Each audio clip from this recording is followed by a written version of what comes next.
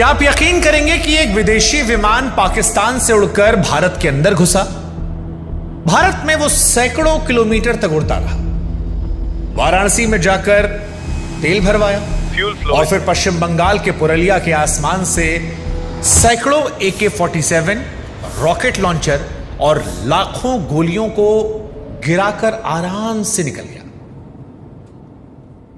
फिल्मी कहानी लग रही है ना? हैरान भी हो रहे होंगे। चलिए एक सवाल और पूछते हैं, क्या आप यकीन करेंगे कि किसी ने उसे रोकने की कोशिश तक नहीं की? 17 दिसंबर साल 1995 की रात भारत में कुछ ऐसा ही हुआ था जिस पर आज भी पहली नजर में यकीन कर पाना मुमकिन नहीं है। आप सोचिए कि एक विदेशी विमान भारत के अंदर आया, अपना काम पूरा किया और निकल गया। अगर ये किसी दुश्मन देश का सीधा हमला होता तो शायद इतिहास कुछ अलग होता, लेकिन ये कोई जंग नहीं थी। ये भारत के इतिहास की सबसे रहस्यमय घटनाओं में से एक घटना थी और यहीं से शुरू होती है वो कहानी जिसने करीब 30 साल से लोगों को उलझा कर रखा है। जांच हुई, लोग गिरफ्तार हुए, अदालतों ने फैसले दिए, लेकिन सवाल कम होने के बजाय बढ़ते गए। ये कहते हैं कि ब्रिटेन की खुफिया एजेंसी MI5 को इस ऑपरेशन की खबर पहले से थी, लेकिन फिर सवाल कि अगर यह सच है तो विमान को रोका क्यों नहीं गया? सवाल यह कि हथियार किसने भेजे थे? ये हथियार किसी संगठन के लिए थे? ये हथियार हिंदुस्तान को दहलाने के लिए थे या किसी व्यक्ति के लिए? और अगर कोई व्यक्ति था तो नाम क्यों नहीं सामने आया? जब यही विमान 5 दिन बाद दोबारा भारत आया तो उसे तुरंत पकड़ लिया गया, लेकिन जब पहली बार वो 17 दिसंबर की रात आया तो उसे रोकने में दिक्कत क्या थी? इस पूरे मामले का सबसे बड़ा आरोपी किम डेवी भारत से निकलकर डेनमार्क कैसे पहुंचा? और सबसे महत्वपूर्ण सवाल कि क्या ये सिर्फ लापरवाही थी या फिर पर्दे के पीछे कुछ ऐसा चल रहा था जिसकी सच्चाई आज तक सामने नहीं आई? पुरलिया हथियार कांड सिर्फ हथियारों की कहानी नहीं है। पुरलिया हथियार कांड उन सवालों की कहानी है जो 30 साल बाद भी जवाब मांग रहे हैं। और यकीन मानिए, आज उस कहानी को जब आप सुनेंगे और इस कहानी के जितना आप अंदर जाएंगे उतना ही आपको महसूस होगा कि शायद इस पूरे मामले का सबसे बड़ा रहस्य हथियार नहीं थे जो आसमान से गिरे, बल्कि वो लोग थे जो उन्हें गिरने से रोक सकते थे लेकिन रोक नहीं पाए। नमस्कार, मैं हूं शुभांकर मिश्रा और हिस्ट्री बुक की इस कहानी में आपका बहुत बहुत स्वागत है। पुरलिया कांड की कहानी हम आपको सुनाएं उससे पहले हमारी आपसे गुजारिश है कि हमारे चैनल को आप सब्सक्राइब कीजिएगा ताकि जो कहानियां हम आपके लाते हैं ये सिलसिला आपके साथ यूं ही जारी रहे। साथ ही हमारे व्हाट्सएप चैनल से भी जुड़िएगा ताकि हमारा आपका रिश्ता और मजबूत हो। लिंक हमने डिस्क्रिप्शन में, कमेंट सेक्शन में और आपके लिए स्कैन करने के लिए स्क्रीन पर स्क्रीनशॉट ला कर दे दिया है। अब कहानी की शुरुआत करते हैं। 17 दिसंबर साल 1995 की सुबह जब पुरलिया के लोगों की आंख खुली तो किसी को यह अंदाजा नहीं था कि कुछ घंटों बाद उनका जिला पूरे देश की सुर्खियों में छा जाएगा। रात बीत चुकी थी, लेकिन वो रात अपने पीछे कई ऐसे राज छोड़ गई थी जिसकी गूंज आज भी सुनाई पड़ती है। गांव में लोग अपने रोज से काम में लगे थे। कोई खेत की तरफ जा रहा था, कोई मवेशियों को चारा देने निकला था, कोई बाजार जाने की तैयारी कर रहा था। किसी को खबर नहीं थी कि रात के अंधेरे में उनके सिर के ऊपर से इतिहास की एक रहस्यमयी घटना गुजर चुकी है। सुबह होते होते झालदा और उसके आसपास से गांवों में एक अजीब सी खबर फैलने लगी। खेतों और जंगलों में जगह जगह बड़े बड़े लकड़ी के बक्से दिखाई पड़ने लगे। कहीं कहीं सफेद पैराशूट भी दिखाई पड़े। पहले लोगों को लगा कि शायद ये कोई मामूली बात होगी। किसी ने कहा कि शायद कोई विमान गिर गया होगा या कोई सामान गिर गया होगा। किसी ने कहा सेना का कोई अभ्यास चल रहा होगा। लेकिन जैसे जैसे लोग पास पहुंचे उनकी हैरानी बढ़ती गई। आखिर इतने बड़े बड़े बक्से रातों रात यहां आए कैसे? कुछ गांव वालों ने इसके बाद हिम्मत करके बक्से खोले और फिर जो कुछ दिखा उसने इलाके को सन्न कर दिया, क्योंकि उन बक्सों में कपड़े नहीं थे, दवाइयां नहीं थी, मशीन नहीं थी। उसमें AK-47 राइफल थी, हजारों गोलियां थी, रॉकेट लॉन्चर थे, ग्रेनेड थे। ऐसे हथियार जिन्हें आम आदमी सिर्फ फिल्मों में या फौजी जवानों के हाथ में देखता था। लोगों को पहले यकीन नहीं हुआ कि जो सामने पड़ा है वो असली है। कुछ लोग डरकर पीछे हटे, कुछ दूर खड़े होकर तमाशा देखते रहे। लेकिन एक बात साफ थी, कुछ बहुत बड़ा हुआ है। और थोड़ी ही देर में यह खबर गांव से निकलकर आसपास के इलाकों में फैल गई। जहां सुबह खेतों में काम शुरू होना था, वहां अब लोग हथियारों से भरे बक्सों के आसपास इकट्ठा होने लगे। पुलिस को बताया गया, पुलिस मौके पहुंची। पुलिस को भी अंदाजा नहीं था कि मामला कितना बड़ा है, पर जैसे जैसे अलग अलग जगहों से हथियार मिलने की खबरें बढ़ने लगी, पुलिस के अधिकारियों के चेहरे के रंग बदलने लगे, क्योंकि ये कोई आम चोरी या बरामदगी नहीं थी, ये कोई छोटा मोटा अपराध नहीं था, ये सीधे देश की सुरक्षा से जुड़ा एक मामला बनता दिख रहा था। जांच शुरू हुई तो कई अहम सुराग, कुछ पैराशूट पेड़ों में उलझे थे, कुछ खेत में बिखरे थे, कई बक्से गिरते वक्त टूट गए थे, उनका सामान आसपास फैला था। और यही पल था जब अधिकारियों को समझ में आया कि हथियार जमीन के रास्ते नहीं आए हैं, इन्हें ऊपर से गिराया गया है। पर सवाल कि ऊपर से किसने गिराया, क्यों गिराया, ये वो सवाल था जिसने इस पूरे मामले को एक रहस्य बना दिया। जैसे जैसे और हथियार मिलते गए, तस्वीर साफ होती गई। ये कोई छुटपुट तस्करी की घटना नहीं थी, एक बेहद सोची समझी और तैयार हुई योजना थी। बरामद हथियारों की मात्रा इतनी बड़ी थी कि उनसे सैकड़ों लोगों को बंदूकें थमाई जा सकती थी। और सबसे चौंकाने वाली बात यह थी कि यह सब कुछ भारत के अंदर हुआ था, किसी सीमा पर नहीं हुआ था, किसी जंग के मैदान में नहीं हुआ था, एक ऐसे शांत से जिले के खेतों और जंगलों में हुआ था जहां कोई उम्मीद नहीं कर सकता था।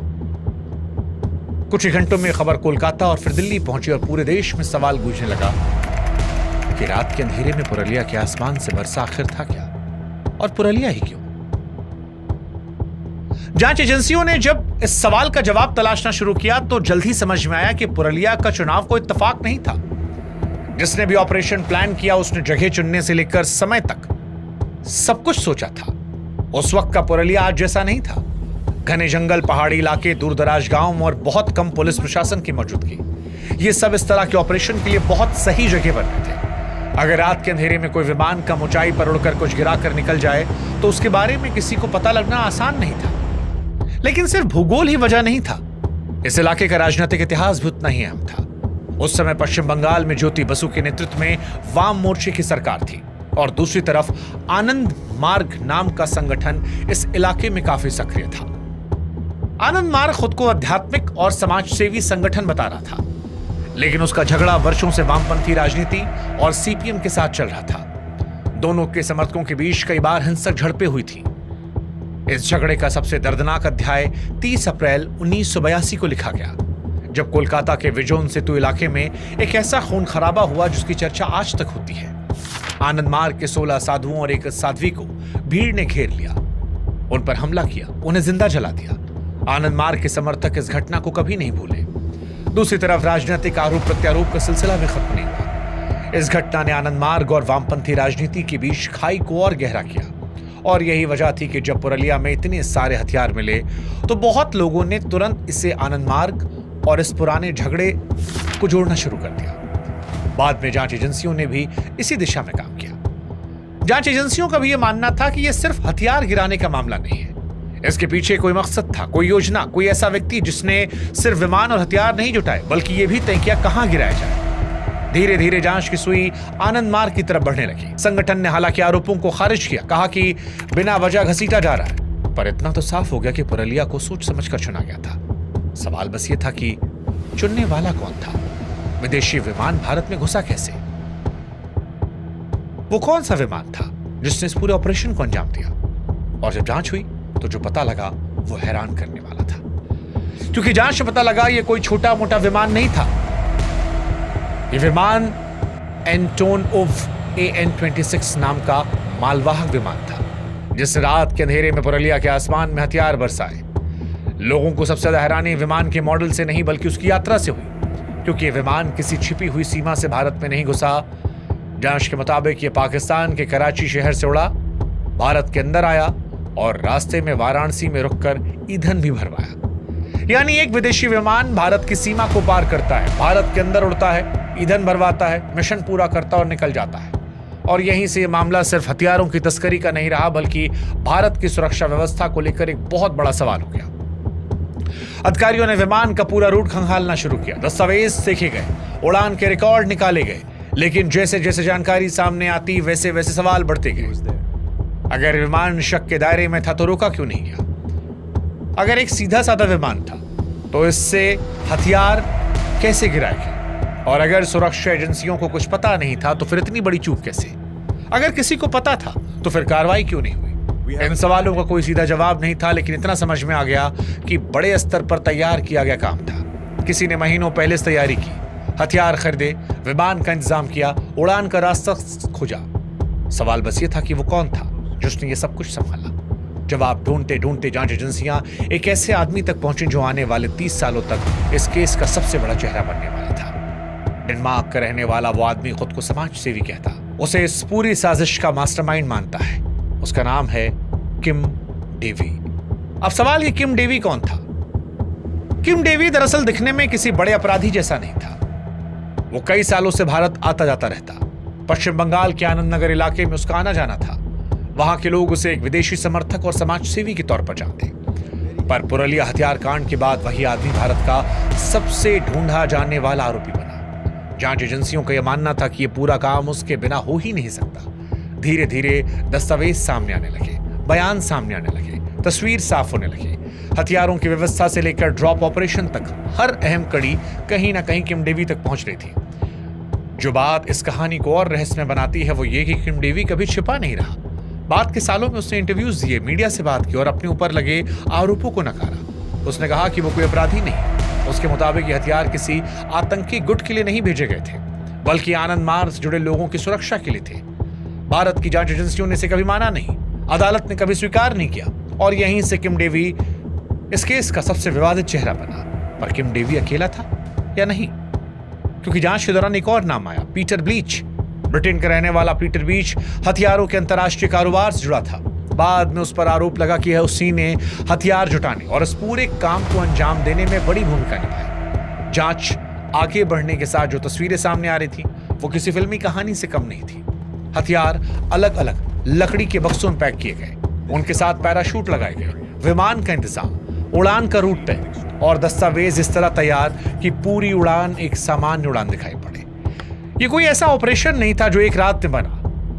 ऐसा लगता कि इसके पीछे महीनों की योजना थी और यही वजह है कि अधिकारियों को जल्दी समझ में आया कि वो किसी छोटे गिरोह से नहीं बल्कि ये पूरे अंतर्राष्ट्रीय नेटवर्क से जुड़े हैं। जैसे जैसे जांच आगे बढ़ी, ये सवाल बढ़ता चला गया कि अगर नेटवर्क इतना बड़ा था तो क्या सारे लोग पकड़ में आएंगे या कुछ लोग हमेशा के लिए बच जाएंगे? और क्या वो विमान पकड़ा जाएगा या विमान पकड़ा गया? 17 दिसंबर 1995 की रात हथियार गिराने के बाद ऐसा लग रहा था कि ऑपरेशन कामयाब हो गया है। विमान भारत छोड़ चुका था, हथियार जमीन पर थे। जिन लोगों ने योजना बनाई वो सोच रहे थे कि उनके खिलाफ कोई कार्रवाई नहीं, लेकिन कहानी करवट लेती है। 22 दिसंबर 1995 को यानी हथियार गिराए जाने के सिर्फ 5 दिन बाद विमान एक बार फिर भारतीय हवाई क्षेत्र में आया। इस बार हालात अलग थे, देश अलर्ट था। सुरक्षा एजेंसियां हर शक भरी हलचल पर नजर रखी थी और जैसे ही खबर मिली कि वही विमान भारतीय सीमा करीब है, तुरंत भारतीय वायुसेना हरकत में आई। MiG-21 लड़ाकू विमान भेजे गए और कुछ ही समय में उस विमान को घेर लिया गया। पायलट के पास कोई रास्ता नहीं बचा। उसे मुंबई के सांता क्रूज एयरपोर्ट पर उतरने का आदेश दिया गया। उसे उतरना पड़ा। विमान उतरते ही जांच एजेंसियां काम पर लगी, तलाशी ली गई, दस्तावेज जब्त किए गए। विमान में मौजूद सभी लोगों को हिरासत में लिया गया। उसमें पीटर ब्लीच भी था, साथ में लातवियाई क्रू के सदस्य भी शामिल थे। कुछ ही घंटों में खबर देश भर में फैली कि पुरलिया कांड में कामयाबी मिल गई। लेकिन इस कामयाबी के साथ एक बड़ा सवाल, अगर यह विमान 22 दिसंबर को पकड़ा जा सकता था तो फिर 17 दिसंबर की रात को रोका क्यों नहीं गया? अगर सुरक्षा एजेंसियों के पास इतनी ताकत थी कि उसे पहचान सकते तो 5 दिन पहले क्यों नहीं पहचाना? अगर विमान संदिग्ध था तो वाराणसी में ईंधन भरवाने के दौरान उसे रोका क्यों नहीं गया? यही वो सवाल था जिसने आने वाले सालों में इस केस को एक रहस्य बना दिया, क्योंकि अब चर्चा हथियारों से ज्यादा उस विमान की हो रही थी जो भारत के अंदर आया, मिशन को पूरा किया और फिर चुपचाप निकल गया। इस कामयाबी के पीछे एक बहुत बड़ी कमी भी छिपी थी। विमान पकड़ा गया था, लोग गिरफ्तार हुए थे, लेकिन जिस आदमी को जांच एजेंसियां पूरे खेल का मास्टरमाइंड मान रही थी वो कभी हाथ नहीं आया। किम डेवी गायब हो गया। धीरे धीरे अधिकारियों को समझ में आया कि जब तक विमान हथियार बाकी लोगों के पीछे लगे थे, किम डेवी भारत छोड़ गया। बाद में पता लगा कि नेपाल के रास्ते डेनमार्क वापस गया। जब तक एजेंसियां उसके पीछे पहुंच पाती देर हो गई थी और यहीं से उस लंबी कानूनी लड़ाई की शुरुआत हुई जो आने वाले सालों तक चलनी थी, क्योंकि अब भारत के सामने सिर्फ केस सुलझाने की चुनौती नहीं, उस आदमी को वापस लाने की थी जिसे वो मास्टरमाइंड मान रहे थे। ये मामला अदालत गया। जांच एजेंसियों ने हजारों पन्नों के दस्तावेज जमा किए, गवाहों के बयान लिए गए, उड़ान से जुड़े रिकॉर्ड अदालत के सामने रखे गए। कई सालों तक सुनवाई चली। आखिरकार साल 2000 में अदालत ने फैसला सुनाया। पीटर ब्लीच और लातवियाई क्रू के सदस्यों को दोषी पाया गया, उम्र कैद की सजा दी गई। उस वक्त लगा कि मामला खत्म हो जाएगा। आरोपी जेल में थे, अदालत फैसला सुना चुकी थी। धीरे धीरे देश इस केस को भूल रहा था, पर पुरलिया केस की कहानी इतनी आसानी से कहां खत्म होने वाली थी। कुछ साल बाद हालात फिर बदले। लातवियाई क्रू के सदस्यों को रिहाई मिल गई। बाद में राष्ट्रपति की माफी मिलने के बाद पीटर ब्लीच भी जेल से बाहर आ गया और यहीं से कहानी में एक नया मोड़ आया। जेल से बाहर आने के बाद पीटर ब्लीच ने ऐसी कहानियां शुरू की जिसने इस केस को फिर से सुर्खियों में लाया। उसने दावा किया कि इस पूरे ऑपरेशन की जानकारी पहले ही ब्रिटिश एजेंसियों को दी गई थी और उसे उम्मीद थी कि सूचना भारत तक पहुंच जाएगी, सही वक्त पर कार्रवाई होगी। लेकिन ध्यान देने वाली बात यह है कि यह सिर्फ पीटर ब्लीच का अपना कहना था। न ब्रिटिश सरकार ने और न भारत सरकार ने कभी खुलकर यह माना कि ऐसी कोई सूचना सच में पहुंची थी। अब सवाल सिर्फ ये नहीं रहा कि हथियार किसने भेजे, सवाल यह भी था क्या किसी को पहले से पता था, क्या यह रोका जा सकता था, और अगर हां तो कार्रवाई हुई क्यों नहीं। और यही वो सवाल था जिसने पुरलिया हथियार कांड को भारत की सबसे रहस्यमय घटनाओं में शामिल किया। यहीं से शुरू होता है कहानी का सबसे विवादित हिस्सा, क्योंकि अब बात सिर्फ हथियारों की नहीं, खुफिया जानकारी की होने वाली थी। अब इस कहानी में आने वाले थे MI5, रॉ और प्रत्यर्पण की लड़ाई, यानी किम डेवी को कानूनी तरीके से वापस लाने की कोशिश। वो इल्जाम जिन्होंने 30 साल इस केस को जिंदा रखा, और वो सवाल कि क्या किसी को पहले से पता था। अब अगर आपको यह लगने लगा है कि विमान पकड़ा गया, लोगों को सजा हुई, कहानी खत्म हुई, तो हम बता दें कि कहानी अब सबसे ज्यादा उलझ रही है। क्योंकि पुरलिया केस में सबसे बड़ा सवाल हथियार था ही नहीं, सबसे बड़ा सवाल वो जानकारी। क्या इस काम की जानकारी किसी के पास पहले से थी? पीटर ब्लीच के दावों के साथ साथ किम डेवी भी इस तरह की बातें करता रहा। उसने इंटरव्यूज में कई बार कहा कि पूरी सच सामने नहीं आया है। उसके मुताबिक कुछ लोगों को अंदाजा था क्या होने वाला है। यहीं से कहानी दो हिस्सों में बढ़ती है। एक तरफ भारतीय जांच एजेंसियों का पक्ष जो इसे गैर कानूनी हथियार सप्लाई का मामला मानती है, दूसरी तरफ वो दावे जो कहते हैं कि इस मामले की कुछ कड़ियां अभी भी छिपी हैं। मुश्किल यह है कि इन दावों को ना तो पूरी तरह साबित किया गया, ना पूरी तरह झूठा साबित किया गया, और जब ऐसा होता है तभी रहस्य पैदा होता है। शायद यही वजह है कि 30 साल बाद भी लोग बार बार एक ही उलझन में फंसते हैं। अगर पीटर ब्लीच की बात सच थी तो वो सूचना आखिर गई कहां? क्या भारत की किसी एजेंसी तक वो बात पहुंची नहीं, या पहुंची तो ध्यान नहीं दिया गया?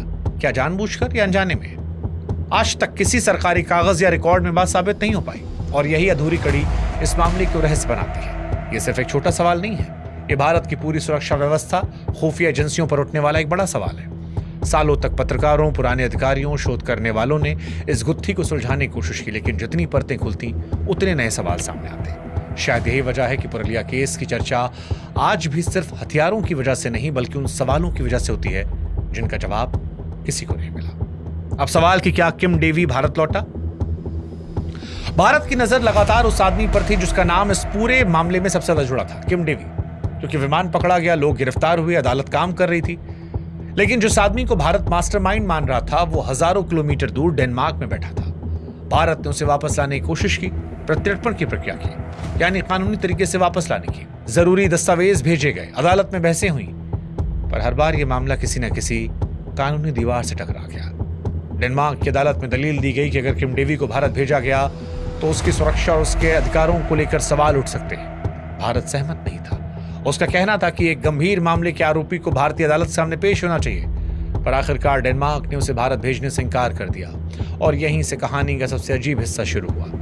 भारत जिसे 30 साल से इस केस का मुख्य आरोपी मानता है, वो आदमी कभी भी भारत की अदालत के कटघरे तक पहुंचा ही नहीं। उसने इंटरव्यूज दिए, अपनी बात रखी, इल्जामों का जवाब दिया, पर अदालत में खड़े होकर सवालों का सामना नहीं किया।